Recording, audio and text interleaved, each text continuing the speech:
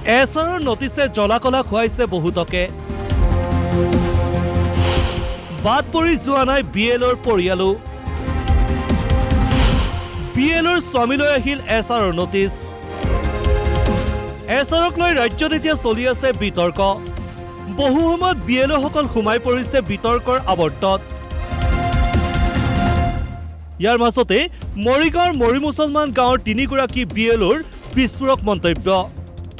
DY 365ৰ সাংবাদিক ফৰিদুত ইউনুছৰ সন্মুখত ক'লে, BLই দিয়া তালিকা অনুসৰি অহা নাই নটিছ। যাক শুদ্ধ আছে তাক ভুলকে আহিছে, যাক ভুল আছে তাক শুদ্ধকে আহিছে, তেনেকৈ আহিছে আৰু। এইগৰাকী BLই পূৰণ কৰিছিল 41খন ফৰ্ম 7। অঞ্চলটোত মৃত্যু হোৱা আৰু স্থানান্তৰিত লোকৰ বিপৰীতে 41খন ফৰ্ম জমা দিছিল কাৰ্যালয়ত। কিন্তু মাত্ৰাধিক পৰিমাণে জাননী অহাৰ পিছত আচৰিত হৈ পৰিছে তেওঁ। 7 নম্বৰ ফৰ্মখন যিখন ফিল আপ কৰি দিছিলোঁ, এইখিনি আমি দিছিলোঁ মৃতক, যিখিনি মোৰ ৱাৰ্ডত মানুহ মৰিছে, মোৰ 41জন মানুহ মৰিছিলে, এওঁলোকৰ দিছিলোঁ। আৰু যিখিনি মোৰ ইয়াৰ মানুহ নাই, মানে ইয়াৰ ছোৱালী বেলেগত বিয়া হৈছে, তেওঁলোকে তাহাঁতৰ গাৰ্জেনবিলাকে কৈছে যে ইয়াতে আমাৰ ছোৱালীজনী নাই আৰু তাতে বিয়া হৈছে, তাতে ভূতটো আছে, গতিকে জেগাখিনি সলাই দিব লাগে। আমি সেইখিনিহে মানে 7 নম্বৰ ফৰ্মখন ফিল আপ কৰি দিছিলোঁ।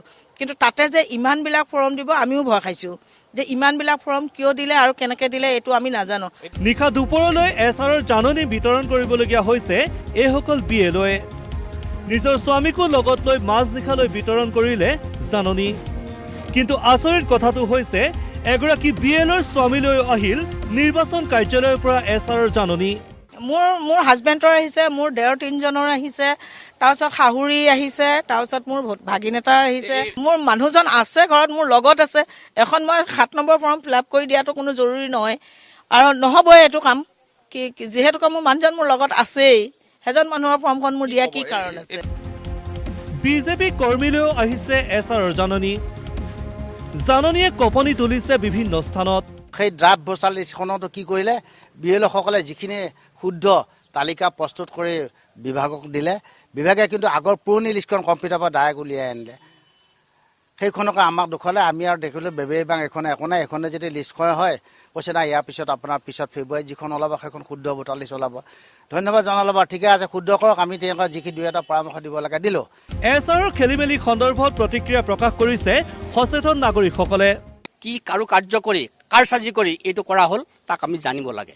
কোনসকল সেইসকল যিসকলে আমাৰ দৰে এখন খিলঞ্জীয়া এই বৃহৎ মৰি মুছলমান গাঁৱত 500তকৈ অধিক, প্ৰায় 600 মানুহৰ তাত ৰাতিৰ ভিতৰত মোৰ ঘৰত আহিছে সন্ধিয়া প্ৰায় 9টা বজাত এখন দি গৈছে, পিছদিনা মই আহি পেলাই ডিচি কোৰ্টত হাজিৰ হ'ব লগা হৈছে। ইয়াতকৈ আৰু পৰিতাপৰ বিষয় নাই। এছাৰ আচলতে প্ৰতিশোধৰ অস্ত্ৰ নেকি? এটা বিশেষ সম্প্ৰদায় কিয় হৈছে টাৰ্গেট? জুৰিয়া থানাত মুখ্যমন্ত্ৰীৰ বিৰুদ্ধে গোচৰ। অসম সংখ্যালঘু সংগ্ৰাম পৰিষদ নামৰ সংগঠনটোৱে গোচৰ তৰিলে মুখ্যমন্ত্ৰীৰ বিৰুদ্ধে। আনকি মুখ্যমন্ত্ৰীৰ পদমৰ্যাদাক লৈও তুলিলে প্ৰশ্ন। আমি সংগ্ৰাম কৰা এটি জনগোষ্ঠী আৰু সংগ্ৰামী জনগোষ্ঠীক কোনোদিন কোনো এজন মুখ্যমন্ত্ৰীয়ে আমাক নিষেধ কৰিব নোৱাৰে, স্পষ্ট কথা। আৰু অসমৰ মুখ্যমন্ত্ৰীক প্ৰত্যাহ্বান জনাইছোঁ, আপুনি যি ধৰণে মুছলমানক আপুনি অপমান কৰিছে, মুছলমানৰ ওপৰত অত্যাচাৰ কৰিছে, আপুনি আপোনাৰ কৰ্মৰ দ্বাৰা মিয়া শব্দটো আপোনাৰ সংবিধানৰ পৰা উঠাই দিয়ক। কেনেকৈ পৰৱৰ্তী মুখ্যমন্ত্ৰী হ'ব লাগে আমি বনাই দিম, কাৰণ এটি জাতিক টাৰ্গেট কৰি পেলাই জাতিটোৰ ওপৰত অত্যাচাৰ কৰি আপুনি কেতিয়াও মুখ্যমন্ত্ৰী হ'ব নোৱাৰে। এছাৰৰ বিৰুদ্ধে আমৰণ অনশন শিলচৰত। ৰাজ্যৰ এটা বিশেষ সম্প্ৰদায়ক টাৰ্গেট নকৰিবলৈও সকিয়নি। বিভিন্ন জায়গায় ফলস এলিগেশন দেওয়া হয়েছে এসআর নিয়ে, ফর্ম 7 নিয়ে, এবং উনি চাইছেন যে একটা বিশেষ সম্প্রদায়কে হেনস্থা করতে। আমরা এই মঞ্চ থেকে ওনার এই উদ্যোগকে আমরা মানে কালো অধ্যায় বলে আখ্যা দিচ্ছি, যে আসামের ইতিহাসে আইন শোধনের ইতিহাসে একটা কালো অধ্যায় বলে থাকবে। আমরা দাবি রাখছি যে যারা ফলস এলিগেশন দিয়েছেন ওদেরকে সরকার ডিটেক্ট করে ওদেরকে পাবলিক ডোমেনে ওদের নামগুলো আসুক, ওদের উপরে FIR লঞ্চ করে শক্ত পদক্ষেপ নেওয়া হোক। মুঠৰ ওপৰত ৰাজ্যত এছাৰ প্ৰক্ৰিয়া পূৰ্ণগতিত চলি আছে। সমান্তৰালভাৱে চলি আছে প্ৰতিবাদ আৰু প্ৰতিক্ৰিয়াও। News desk report DY 365।